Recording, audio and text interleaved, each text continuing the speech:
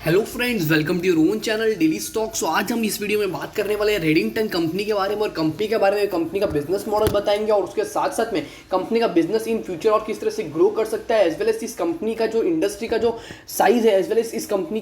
ये कंपनी क्या स्टैंड करती है मार्केट के अंदर, तो उन सब चीज़ों के बारे में बात। और फंडामेंटली कंपनी किस तरह से यहाँ पर परफॉर्मेंस दे रही है और टेक्निकल बेसिस पर आपको कौन से प्राइस लेवल पर आपको इस कंपनी में बाइंग अपॉर्चुनिटी ढूंढनी चाहिए, तो उन सब चीज़ों के बारे में बात करने वाले हैं इसी वीडियो में। सो आप वीडियो को एंड तक जरूर देखिएगा, और उसके साथ साथ में अगर आपने अभी तक हमारे चैनल को डेली स्टॉक को आपने सब्सक्राइब नहीं किया हो तो चैनल को सब्सक्राइब जरूर कर दीजिएगा। So let's begin. तो सबसे पहले यहाँ पर रेडिंगटन इंडिया लिमिटेड कंपनी, ये एक ऐसी कंपनी जिसका जो मेन जो कारोबार है वो है प्रोडक्ट डिस्ट्रीब्यूशन। किसके लिए? दैट इज आईटी के जो भी प्रोडक्ट्स होते हैं उसका जो डिस्ट्रीब्यूशन होता है उसके रिलेटेड इसका डिस्ट्रीब्यूशन है, एज वेल एज ये सप्लाई चेन जो होती है, सर्विस होती है, वो भी प्रोवाइड करता है। और उसके साथ साथ में आपको पता होना चाहिए कि कंपनी के अंदर, दैट इज रेडिंगटन कंपनी के पास टोटल 200 प्लस वेयर हाउस है, और उसके साथ साथ में उनके खुद के service centre, that is 16 plus company के सर्विस सेंटर है। और उसके साथ साथ में जो कंपनी का जो बिजनेस प्रेजेंस है वो पूरे ऑल ओवर द वर्ल्ड में 70 प्लस कंट्रीज में कंपनी का बिजनेस चलता है। तो ये भी मेरे से काफी प्रॉफिटेबल एज वेल एज अच्छी बात है। और इस कंपनी के रिलेटेड और भी बहुत सारी अच्छी एज वेल एज जो आपको पता होनी चाहिए बात है, वो भी हम आपको वीडियो के एंड में आपको जरूर बताएंगे। अगर हम कंपनी के बारे में बात करें तो मार्केट कैपिटलाइजेशन इस कंपनी का 11,485.03 करोड़ का मार्केट कैप है। डिविडेंड यील्ड भी इस कंपनी का काफी बेहतरीन, that is on the current value, that is 7.89% का इस कंपनी के ऊपर, दैट इज इस शेयर का जो प्राइस है करंटली मार्केट में उसके ऊपर 7.89% का डिविडेंड यील्ड है on the face value of ₹2। Beta है इसका 0.85, जो कि आपको पता था कि अगर इंडस्ट्री के अंदर अगर इंडाइसेस के अंदर अगर आपको 1% का मोमेंटम देखने को मिलता है तो इस शेयर के अंदर भी आपको ऑन एन एवरेज बेसिस पर 0.85% का मोमेंटम देखने को मिल सकता है। करंटली इंडस्ट्री का प्राइस टू अर्निंग चल रहा है 43.88। अगर उसके मुकाबले भी अगर हम इस शेयर को कंपेयर करें तो 34.59 के प्राइस टू अर्निंग पे शेयर जो है वो हमें मिल रहा है। प्राइस टू बुक है इस शेयर का 5.55 और बुक वैल्यू इस शेयर की 26.47। अगर मैं इस कंपनी के परफॉर्मेंस के बारे में बात करूं तो even in the Covid situation company का टोटल रेवेन्यू जो कंपनी का टॉप लाइन जो है कंपनी की, उसके अंदर आपको कोई भी डाउन ट्रेंड यहाँ पर देखने को नहीं मिल रहा है। तो ये भी मेरे से काफी पॉजिटिव बात है। इवन इन द 2021 मार्च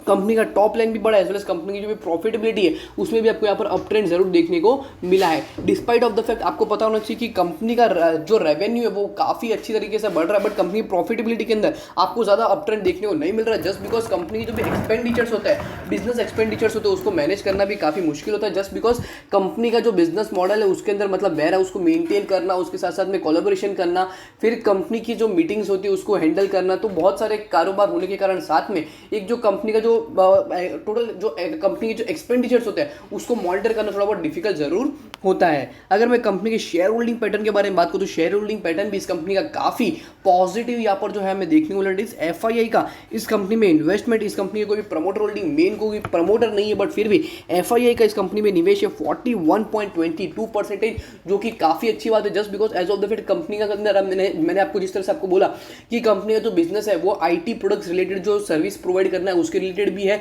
तो आपको पता होना चाहिए कि रेडिंगटन कंपनी का जो कारोबार है वो artificial intelligence, robotics, big data analytics as well as IoT, that is internet of things का जो बिजनेस मॉडल है उसके अंदर भी ये कंपनी जो है कोलैबोरेशन करती है। डीआईआई का भी इन्वेस्टमेंट है 15.93, पब्लिक का इन्वेस्टमेंट मतलब आप जैसे और मेरे जैसे जो retail category investors as well as corporates होते हैं उन लोगों का भी इस कंपनी में 42.84% का इन्वेस्टमेंट किया गया हुआ है। सो ओवरऑल बेसिस पर अगर हम यहाँ पर देखने जाए तो कंपनी का शेयर होल्डिंग पैटर्न भी यहाँ पर काफी पॉजिटिव जो है यहाँ पर साबित होते हुए देखने को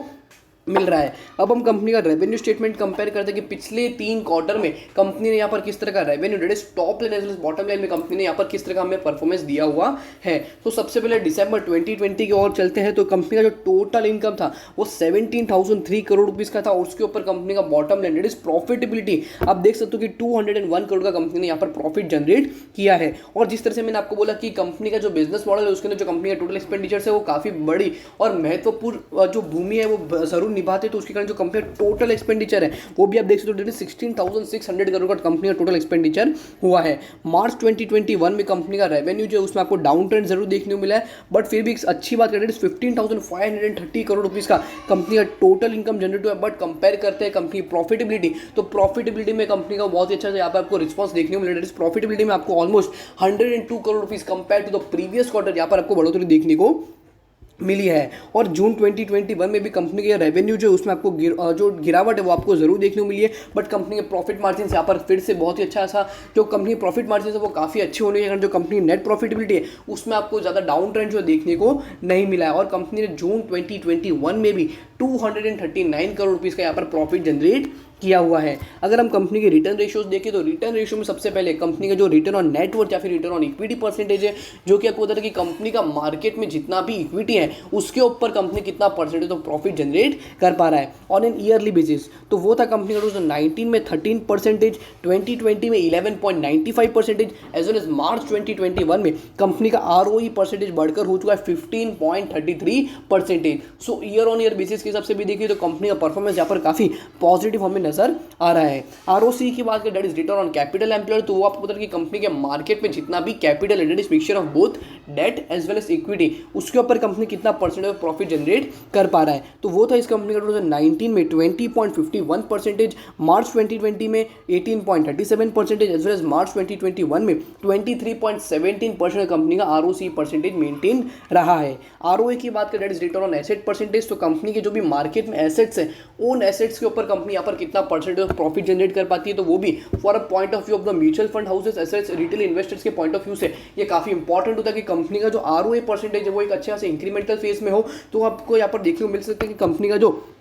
ROA परसेंटेज है that is return on asset percentage वो भी 2019 में था 4.08%, 2020 में 3.51% एज वेल एज मार्च 2021 में यहाँ पर बढ़कर हो चुका है 5.19%। सो ओवरऑल बेसिस पर देखने जाए तो कंपनी की जो रिटर्न रेशियोज है वो काफ़ी हमें पॉजिटिव इंडिकेशन यहाँ पर दे रहे हैं। लेवरेज रेशियोज देखते हैं तो कंपनी का मार्केट में जो डेट है उसके डेट टू इक्विटी, सबसे पहले जो है कंपनी का डेट टू इक्विटी जो क्या बोलते हैं कि कंपनी के पास कितना डेट है कंपेयर टू द कंपनी का मार्केट में जितना इक्विटी है उसके मुकाबले। सो डेट टू इक्विटी भी कंपनी का जो होना चाहिए वो होना चाहिए एकदम इन द डाउनवर्ड ट्रेंड या फिर जीरो। अगर समझ लो कंपनी का डेट ही ना हो मार्केट से तो वो काफी प्रॉफिटेबल और बहुत ही अच्छी बात मानी जाती है। सो डेट टू इक्विटी कंपनी 2019 में था 0.33, मार्च 2020 में 0.59 और मार्च 2021 में कंपनी का डेट कम होकर हो चुका है 0.09, जो कि मेरे हिसाब से काफी अच्छी बात है और पॉसिबिलिटी है कि अगले 2 या 3-4 क्वार्टर में कंपनी का जो डेट टू इक्विटी वो भी ना के बराबर हो जाए। इंटरेस्ट कवरेज रेशियो अगर हम देखते हैं तो कंपनी क्या कैपेसिटी मार्केट में इंटरेस्ट पे करने की, तो वो भी आप देख सकते हो कि अगर समझ लो कंपनी का अगर इंक्रीमेंटल फेज में वो कंपनी का इंटरेस्ट कवरेज रेशियो परसेंटेज तो वो भी काफी अच्छी बात होती है। तो वो था इस कंपनी का 2019 में 4.4%, मार्च 2020 में 4.18% एज वेल एज मार्च 2021 में 8.25% का कंपनी का इंटरेस्ट कवरेज रेशियो जो है परसेंटेज वो कंपनी का मार्केट में ब्रांड हुआ है। तो ये भी काफी पॉजिटिव बात है। अगर उसके साथ में अगर हम करंटली अगर देखें 5 ईयर हाई प्राइस 179 रुपीज और करंटली 147 के आसपास यह शेयर चल रहा है। ऑल्दो कंपनी की इतनी सारी पॉजिटिव बात होने के कारण भी according to the that is demand as well as supply की अगर मैं यहाँ पर बात करूँ तो सबसे अच्छी बात रहेगी कि सबसे बेस्ट बाइंग प्राइस रहेगी 145 के price band. Although 145 price level बहुत ही ज़्यादा नियर अगर इन कॉन्टेक्स्ट टू 147, बट फिर भी 145 का प्राइस लेवल काफ़ी स्ट्रॉन्ग है। अगर कल भी अगर आपको इस कंपनी में बाइंग करनी हो करंट मार्केट प्राइस के ऊपर भी तो भी मेरे हिसाब से आप कर सकते हो। आपको एक अच्छा सा टारगेट अपसाइड डायरेक्शन के देखने को मिल सकते हैं। अगर आप लॉन्ग टर्म निवेशक हो तो भी आप इस कंपनी के जो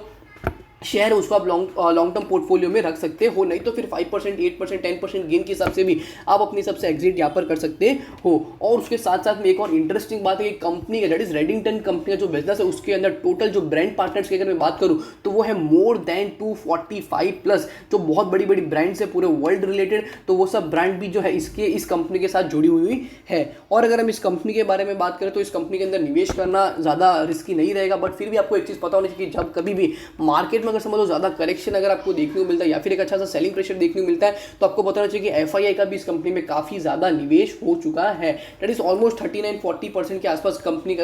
अंदर जो निवेश है वो FII के द्वारा किया गया हुआ है। सो होप करता हूं कि आपको रेडिंगटन इंडिया लिमिटेड कंपनी का जिस तरह से हमने अभी शेयर एनालिसिस किया एज वेल एज हमने आपको बताया कि आपको कौन सी प्राइस पे बाय करना है वो आपको समझ गया होगा और उसके ऊपर आपको क्या डिसीजन लेना एज अ रिटेल इन्वेस्टर, आपको ये कंपनी अच्छी लगी या नहीं लगी तो उसके हिसाब से आप इस कंपनी में निवेश कर सकते हो। सो अगर आपको वीडियो अच्छा लगा हो तो वीडियो को लाइक शेयर और हमारे चैनल को सब्सक्राइब करना ना भूलिएगा। Thank you.